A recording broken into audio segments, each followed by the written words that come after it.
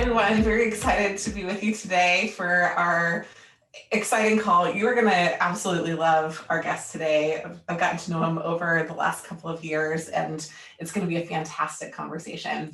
As a quick introduction to just a couple of things that are coming up with Management Consulted, we're running a December Black Belt cohort that is 8 hours of case coaching, an all-access digital pass, and 2 live webinars. It's MBA specific, so if you are going to an MBA program that is doing internship interviews for consulting, we would love to have you there.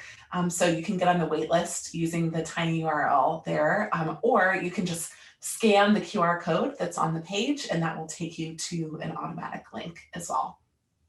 In addition, we have a really exciting cohort of Strategy Sprint coming up in January. We only do it 3 times a year. This is your last chance to do it until the summer of 2021. You are staffed on a 1-week consulting project in a team that's managed by one of our staff that are ex-MBB consultants, and the wait list for that for early registration is tinyurl.com/strategy sprint. We have, for people that are on the wait list, already opened up registration, so we do have only limited numbers of spots left. We have 19 spots left. And then finally, we have corporate training that we wanted to make sure that we tell you guys about. We do manager and skills training for teams. And because many of you might be working at organizations and interested in building the skills of a consultant and not sure if you want to move over into consulting or exactly what you want to do, we would love to work with you. We do it with universities and also with corporate entities. And so if you have questions about that, then you can learn more at the 3rd tiny URL. And Japheth, who's on the call, do you want to just say hi to everybody? Japheth, he's going to be kind of running the chat in the background and answering questions as we go throughout everything. Hey everyone, thanks for joining. Excited to have you all today. So in addition, if you've got questions, you can ping him directly while we're going through the conversation. Does anyone have questions before we dive into the broader conversation of the call today? I'll give us about 10 to 15 seconds for this.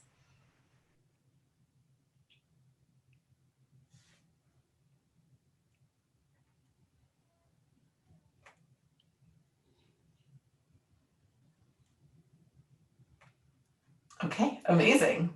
Great. Well, Jacob, thank you for putting that up, and welcome everyone to the call today. We have, like I mentioned, a really fantastic guest. I think you're going to find his story interesting, compelling, and inspiring. And I also think that you're probably going to be highly entertained in our conversation today. At least it's partially my job to make sure that the conversation goes in that direction. So Nick, I'm excited to welcome you to the call today. I'm going to give you an opportunity just to share a brief overview of your bio, although we'll go into deeper detail of it as we go through the rest of the conversation. And then what we'll do after that is dive into some fun questions. And then probably the meat of the conversation, we're going to focus on some questions about your career and the things that you do both in and out of work at OC&C. So welcome. We're so excited to have you. Thank you. Do you want to introduce myself now? Yeah. Yes. So yeah, I'm Nick. I'm a partner at OC&C Strategy Consultants based in New York, although as you can probably tell from my accent, originally from London. I've been with OC&C what will seem to many of you like a ludicrously long period of time, 20 years. During our undergraduate recruitment processes this year, I met many people who were for our internship who were born in the same year that I joined OC&C, which is, I think that's your first depressing threshold as a partner in a consultancy. So that's me by day. I'm a kind of partner doing regular client work as partners do, or whatever it is partners do. I also run OC&C's US people operations. And then by night, I am an angel investor. I chair a charity that backs B Corps. And I'm the father of 2 noisy, young, under 2-year-old boys who you hopefully won't hear in the background. So glad to have you, and what a great bio. As you can see, I think we're going to have a lot of fun today. So Nick, I'm going to get started with a couple of fun questions. This is probably one of the most important ones. Coffee or tea? I think tea is a fake drink, right? It's just like water. I mean, obviously coffee is the better of those two drinks. It's a functional beverage and it's all about the hit, right? You're saying right as if maybe I'm going to agree with you. That's not my job. My job is to moderate today. Okay, good. The second question, kind of related. If you had to pick one, London or New York? I think that's a very difficult question because despite the big underlying similarities, actually very, very different cities. London for its charm, New York for its density, the fact that you're so close to everything. And ultimately, I am a huge city person and New York is the ultimate city. So I think probably New York. Oh, I was wondering if you were going to do the consulting, like both of them are great thing, but I like that you ended with one. So thanks for that. Awesome. Next one, favorite quarantine activity? Well, I really didn't enjoy quarantine. And so I was definitely making use of the freedom we had in New York. And one of the things about having two young children is that they love to go outside. So as soon as it got a little bit warm, which was kind of April, the parks were open. I used to, during my lunch hour, whatever, during a break during the day, I used to just take my son to the park and just play outside for 20 minutes. Absolutely. I love it. Okay, great. The biggest risk that you've taken that's paid off? I am not a huge risk taker, and I really struggle to think of a risk that I've taken. Consulting is not a high risk career path, and it's all I've ever done. I guess maybe one of the bigger risks I took was moving from our very established London office, where we have an extremely strong brand and market position, to a very fledgling 4 or 5 years ago New York office. Although I always felt I had the backing of my colleagues in doing so, that significantly de-risked it for me. But it's definitely paid off. I've had a blast as we've scaled the office over that period, and I'm very proud of where we've got to. Love it. Okay, and the final one, the first place that you will travel when we've moved past COVID. So I don't know if you've done a little bit of travel here or there, but world is open again fully. Where are you going? I mean, just any travel, wouldn't it? I mean, any aeroplane is what I'm looking forward to. Just I'm very surprised. It really surprises me that I would say that, because I think in 2018 or something, I took 100 flights in the year, and many of those were kind of not business related flights. And at the end of that year, I thought I needed to take fewer flights, and I achieved that in 2019. But now I just anywhere other than Manhattan. Okay, I love it. So you don't have any, you're just going to go to JFK and book a ticket. That's right. Yeah, exactly. I've always wanted to do that. Maybe now is the time. Okay, wonderful. Well, Nick, I'm going to move into the questions about you. I'm excited to get to know you a little bit better and to share some of your story with the audience. So I'm going to start at the University of Oxford. And so what I understand from your background is that you were originally considering a PhD in physics. But I want to know what changed your mind and what attracted you to consulting, and any color that you can add around that moment in your life, which obviously shaped a lot of what's happened in the last 20 years. That would be amazing. Sure. So my major was in physics as an undergraduate, and it's a 4-year course at Oxford. And between the 3rd and 4th year over the summer for talented physicists, they offer what they describe as an opportunity to work in a physics lab shadowing a PhD student. So I did that, thinking it would be a good opportunity to kind of build my network within the PhD community and the professor community, whatever.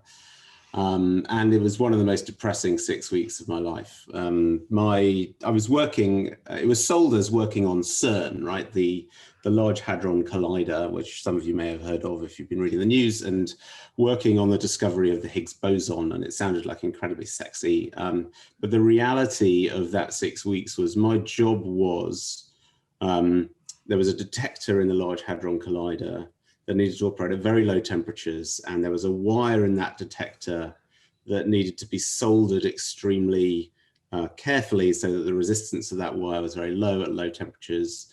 And my job was working out better ways to solder that wire to go in that detector, of which there were going to be 10,000 that might one day detect something that someone else would detect and get the credit for in 10 years' time. And that distance from impact was the thing that I found most depressing. So I returned after the kind of summer of physics, and decided I really needed to start going to some of these career presentations. Now, OC&C and consulting would have been a big pivot at the time. So what was it about consulting that specifically sparked your interest? And what about OC&C? If you can remember, it's been a little while, but I knew nothing about consulting, which is kind of remiss of me. I guess I hadn't really been exploring my options and listening. I knew a bit about investment banking because I had some friends who had done that the prior year. So to be honest, I just turned up to presentations that were offering free canapes. And one of them, the first one I went to, the first consulting one I went to, I thought, oh, wow, actually, this sounds really interesting, and so much more interesting than that kind of arcanely technical investment banking stuff that I've been listening to. And so I thought maybe I should go to some more of these consulting presentations, not just for the free food, but to actually find out about career options. And the one that I enjoyed the most out of all the presentations I went to was the OC&C one. So what was it I enjoyed about it? It wasn't necessarily that the slides were better or the kind of presenters were more compelling somehow. It was after the presentation, when you were talking to people, just the sense of enjoyment of the job, fun colleagues, people who you could learn a lot from, but do so in a really pleasurable environment. That was what excited me, and that was my 100% of my decision criteria, which maybe again wasn't a very sophisticated process to choose the firm I work for or the career I chose, but it's worked out okay. Absolutely love it. And by the way, you being behind was being advanced of me, because it was 3 years after undergrad that I even started to look at it for the first time. So well done on that. Now, you've done a lot of consulting engagements since you've been at OC&C. Can you tell us about a favorite one and what made it memorable, as well as what you learned from it? So I was totting this up the other day. I've done 200 consulting engagements over the course of my career, and I numbered the folders in my hard drive, which is why I know that. So, and I'm very hard pressed to choose a favorite, because every single one I do, it's like there's something interesting and intriguing about it. So I'll tell you about the one that I've literally just before this call was editing a document on, which it's a project about an insurgent florist that it's online only. It's massively benefited from COVID because a lot of the florists were shut. It's doubled or tripled in the last few months. It is now a highly, highly profitable business, just a fabulous business as well. It's run by ex-consultants. So they've set up everything really nicely. It has so many sources of competitive advantage. It's killing florists in all the countries it operates in. And the thing I like about it is partly, it's a cool, interesting industry and a business that's fabulous and very successful. But partly also, it is the first time the management team has engaged with consultants. And that is always such a rewarding discussion, because the ability for a consultant to add value in those environments is much higher. But also, it feels like as a consultant, you are really doing some pioneering thinking about an industry. No one has thought about, as a consultant, no one has kind of consulted to a disruptive florist before. So really working out what's going on, what is driving their success is super interesting. So I know that's my last project rather than my most interesting one, but I've really been enjoying it. No, that's wonderful. Well, I want to talk a little bit about OC&C, and then I'll come back to some questions about you. But because you've been there for almost 2 full decades, you maybe as well as anyone else can talk about what is wonderful about the firm. And specifically, I also know that you probably had opportunities to leave, that you started getting calls when we were younger and are probably still getting them on a regular basis today. So you've decided to stay, is what I'm saying. It's not just it's not just a kind of passive decision. You've actively had to decide to stay. What is it that has kept you there? Right. I mean, I guess there's a couple of dimensions to that answer. One is there's a kind of day by day dimension, which is, I wake up in the morning and think positively about the day ahead, and I'm excited about working with my colleagues. I'm excited about the problems we're going to crack. I'm excited about the dialogue with senior clients. I derive energy from those things. So that day to day has always been a pleasure, and in many ways it's a very, very luxurious career on that basis. There's a lot of significant benefits to it. But as you say, there's a kind of longer term. There's a couple of longer term points, I think. One was one of my mentors, when I was quite early in my career, said to me, you should look back at the end of each year and see if you've learned anything. And if you're happy with the pace of learning. And I've been reasonably disciplined about that for the last 20 years. And I'd say every year, even 10 years into partner, I always feel like I've learned and developed and discovered new things about myself, or about how the business world ticks, or about how to motivate people, how to persuade people. So that learning curve is certainly continuing to be rewarding. But as you say, Jenny, the opportunities to leave consulting are excellent. We're a highly desirable talent pool for corporates, for private equity, venture capital houses, and many others. And you get, as soon as the headhunters find your name, you start getting bugged. And most of the time at the start of my career, I ignored them. But there was one time pretty early on, about 3 years in, that it was a VC house wanted to hire for someone with my sort of tenure. And it sounded sufficiently interesting that I took it seriously and got through the interviews and got a job offer.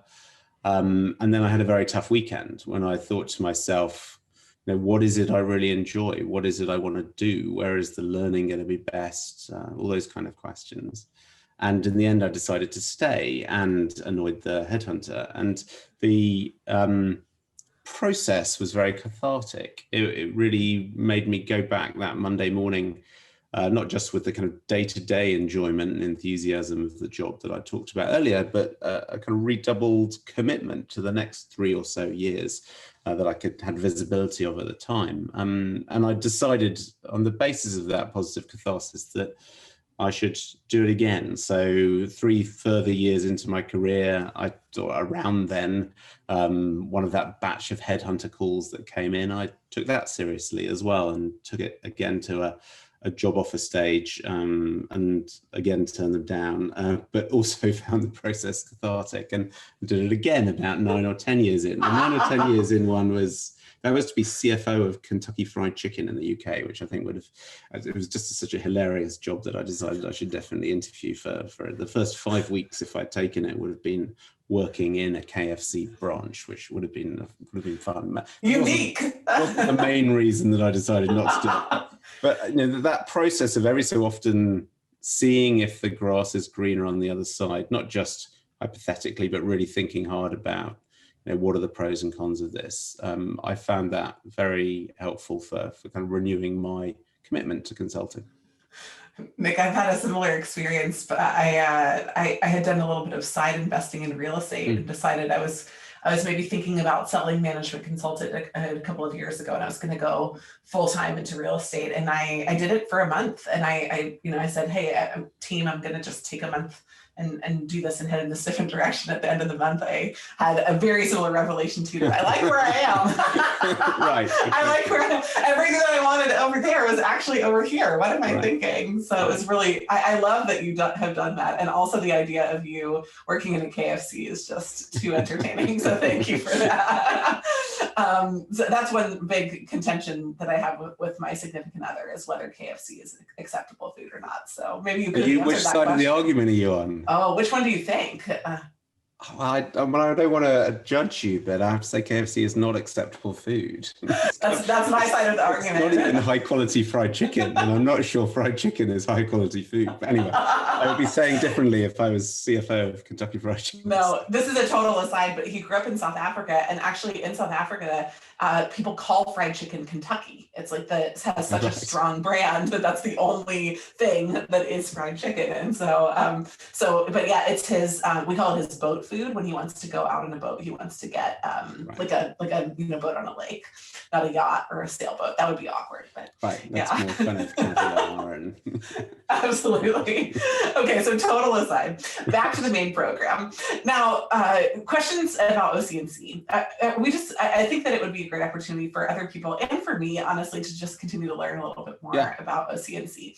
So one of the things that we have talked about over our conversations is that OC&C has had had the option to think about an implementation focus, but has really done an amazing job of staying in the pure play strategy space. And for candidates that are thinking about strategy, there actually are becoming fewer and fewer places to go for that. So what is the benefit, do you think, of the learnings that come from the strategy spot inside the consulting ecosphere?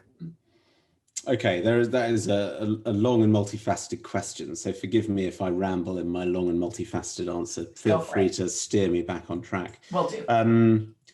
You're right to say that we have chosen to be strategy focused. And in fact, it was a founding principle. So we were founded by a Booz Allen partner and a BCG partner in 1987 on the premise that they didn't like the direction those firms were going in. That Booz Allen, which then was a kind of strategy powerhouse, gone significantly different course since then, and BCG were both getting more and more into cost reduction work and implementation work. And those partners didn't like it. So they wanted to found a firm that would stay true to the strategy roots of the industry, but in perpetuity. So it was a founding principle and a kind of guiding principle throughout. And I think what we talk about as partners is the difference between strategy work and implementation work. There are a couple of important differences. One, I think, for a certain type of partner and a certain type of consultant as well, I think strategy work is unarguably more fun. But as a partner, it's kind of easy to milk a client relationship and sell a lot of implementation work, and you can therefore kind of probably more easily generate revenue from a client if you do implementation work. And so as a partnership, we talk about this fun versus money trade-off. And at the margins, we are definitely a group of people who will pick fun over money. I don't want to pretend that we are kind of struggling on the breadline at all. But we definitely, faced with the choice between a $2 million implementation project and a $1 million strategy project, we choose the $1 million strategy project every day. And I think that principle appeals to a segment of partners, often coming from, many of them homegrown, most of our partners are homegrown, but many coming from firms that used to be strategy purists, but are now only kind of 20% of their business is strategy.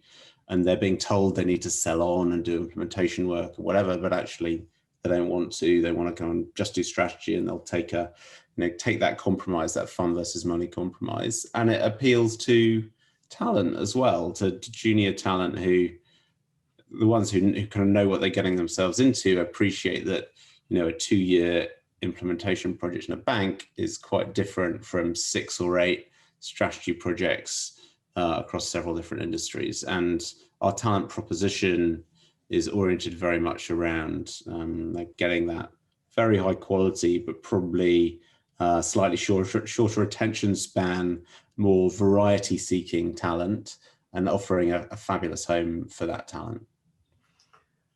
So specifically related to fun, how have you fostered a fun environment in more normal times? And then during COVID, what has fun looked like for the OC&C team? Yeah. So I think fun is, the main dimension of fun we have as a firm is actually just working together on projects.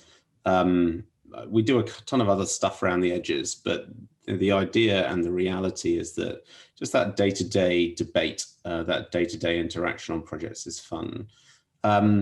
Beyond that, we, of course, pre-COVID spent exorbitant amounts of money on flying people around the world to glamorous beach locations and drinking and partying late into the night. Our most recent one was actually just for the US office, just in February in Puerto Rico. We had a really wonderful offsite and just squeezed it in before the world locked down. That's still a very fond memory, the last time I went properly dancing.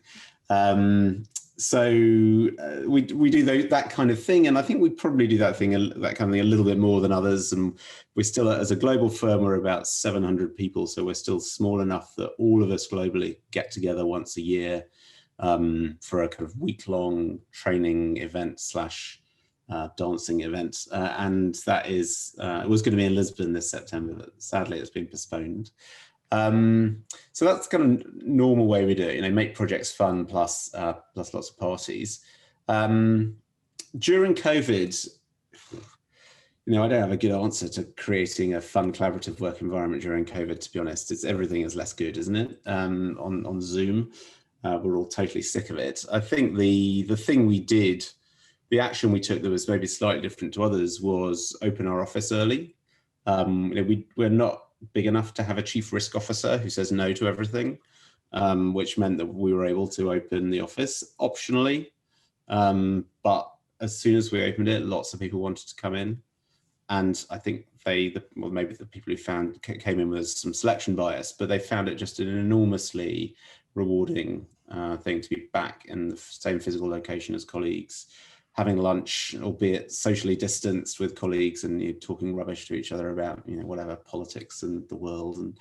And our internship as well, we offered that as a physical or virtual, and 6 of our 8 summer interns decided to do it physically. I think they just had a much better experience than they would have done if they'd done it virtually.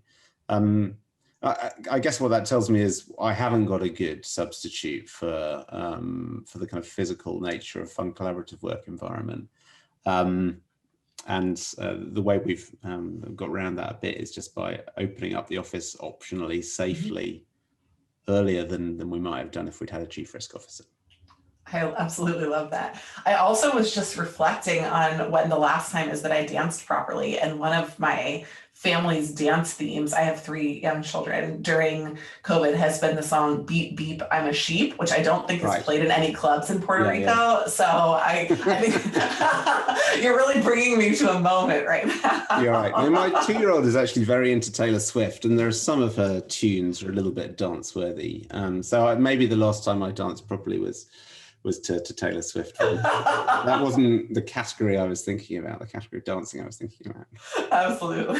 Well, I have another question just kind of about OC&C. So as a partner, I'm guessing that you get a really interesting view now that you didn't have when you were just a staff consultant about how you run a consulting firm.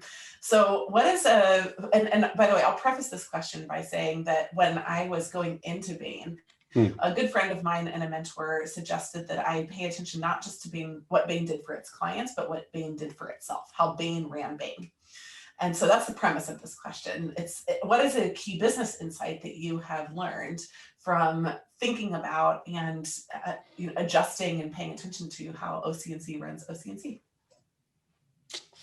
Is this a business insight that my clients are meant to learn from and think they can kind of apply that insight to their own business, or is it just something I've learned? It could be either. I think it would be interesting if not maybe your clients, or even you said you're an angel investor, which I'll talk about in a second, but maybe it's just something that's applicable outside of OC&C in some way. I think maybe this is unique to a certain subset of companies, but one of the principles of OC&C as a firm is entrepreneurial freedom.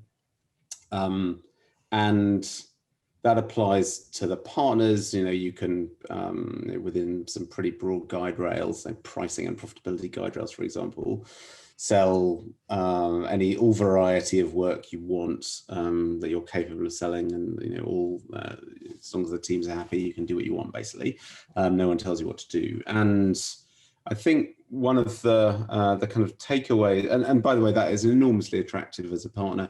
That also flows through to how we think about the rest of the firm, that we want everyone in the firm to step up and run the firm. Not everyone to be the managing partner, but everyone to take on responsibility for running something. So we had a couple of new joiners in September, knocked on my door like 2 weeks into their careers and said, hey, we noticed we've been doing this big push on diversity and inclusion at recruitment this season. We've got a couple ideas of how to do that even better next season. And I love the fact that someone with 2 weeks experience felt confident and obligated, to improve the firm they were working in. So I guess the takeaway is the power of entrepreneurial freedom, and the kind of the opposite of that, the disempowerment that comes from bureaucracy and central control. So I think Netflix is the kind of archetype of this, isn't it? Where they try not to have any bureaucracy or silos, and you can just do what you want.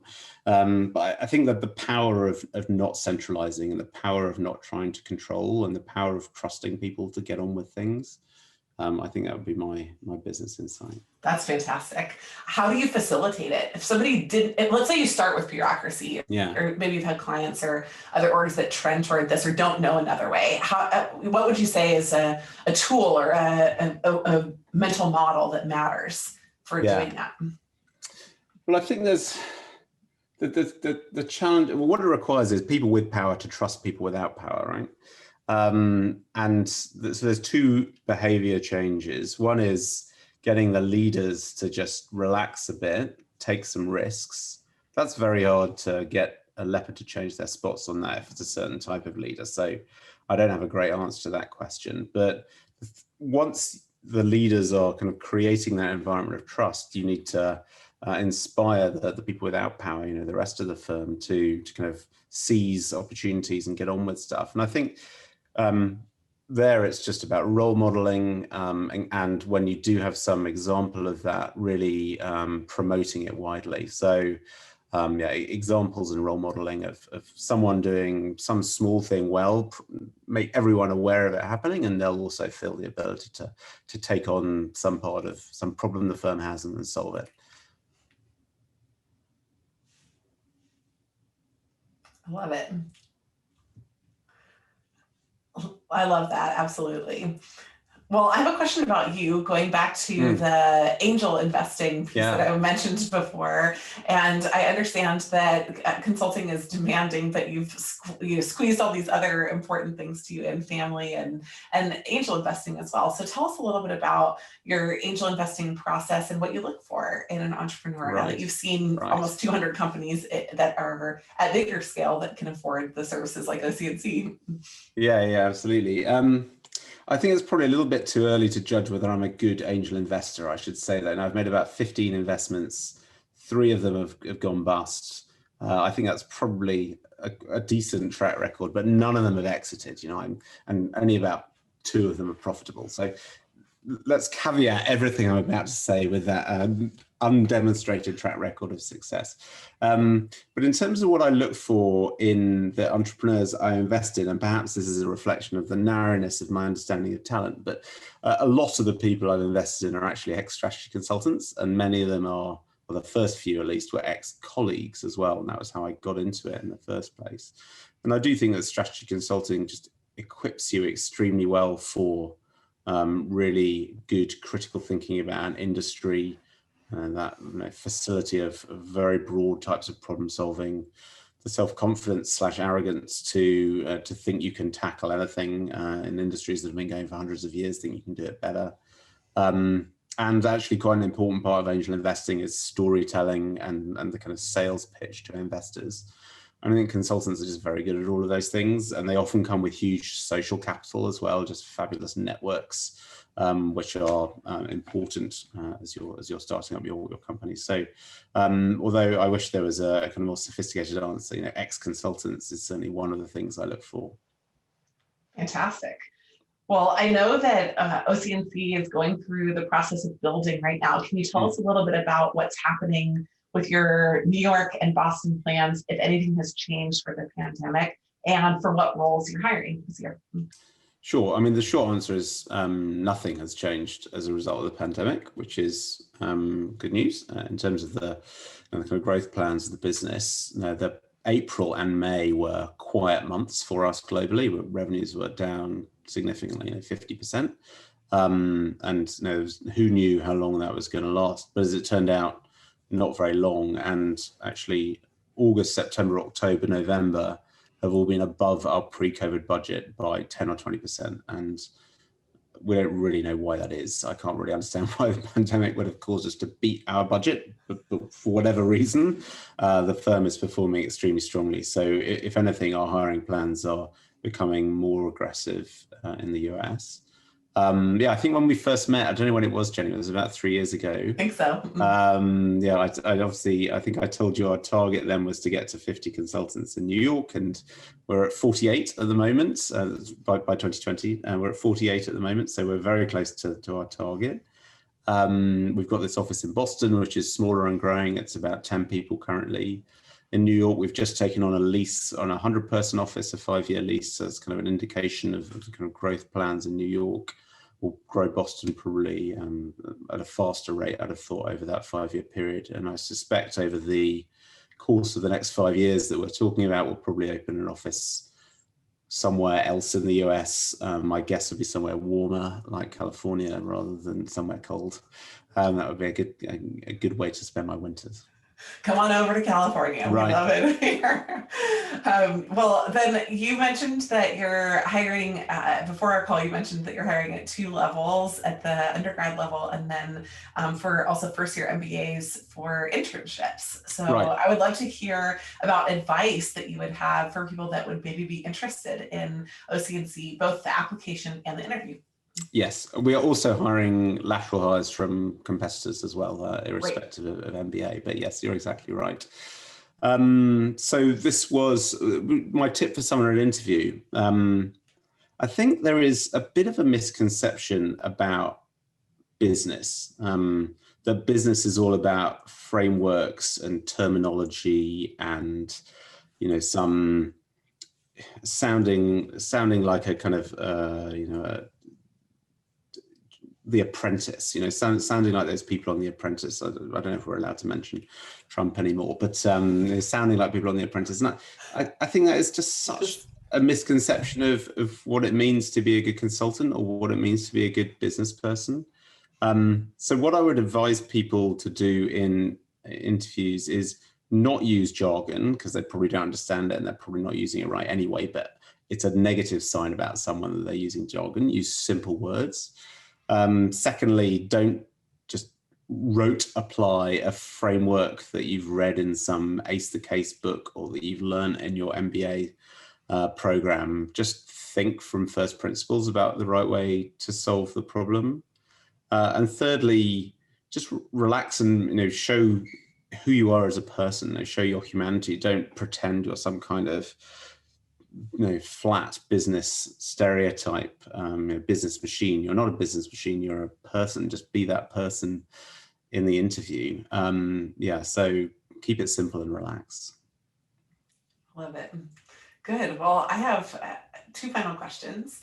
So the first is, what 3 tips would you give to yourself if you were in the process of thinking about recruiting in your, let's call it 20s, maybe early 30s, just thinking about starting out in consulting? You mentioned that one of your mentors included their recommendation to you that you've taken very seriously, to look back each year and reflect. I don't know if that's one of your recs as well, or if there are others, but 3. That sounds a bit worthy, that recommendation. I think it's too serious. So the 3 genuine tips I would give to myself would be, number 1, I had the opportunity to take, which I didn't take, time off between finishing my studies and starting consulting. So I had like 2 months off or something. But some of my peers who were recruited at the same time started either in March the following year or even in September the following year. So they took 6 or 12 months off, and they bummed around Thailand or whatever, learned Spanish, built schools in Cambodia. I should have done something like that. So my advice would be, this is a unique opportunity between school and starting work. Most of your other career breaks in life you will have kids for, which is not compatible with any of the things I just described. So just take some time out. That would be my number 1 piece of advice. My number 2 piece of advice, and maybe again this is easy to say in retrospect, but in my first 3 or 4 years, I kind of scrimped and saved, not to an extreme level, but I was definitely consciously saving 10% of my salary for my pension or something like that, which in hindsight was a ridiculous decision, because the earnings trajectory for someone in consulting, it's like a 20% pay rise every year for the first 10 or 15 years of your career.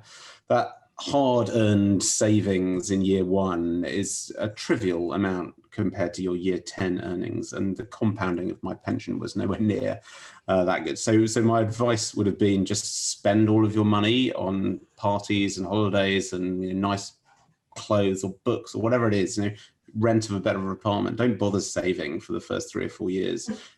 If you back yourself to stay in some kind of high earning profession, clearly if you're going to go and become a teacher after 4 years, then save hard. But if you're going to stay in business, then it's not worth the effort for saving.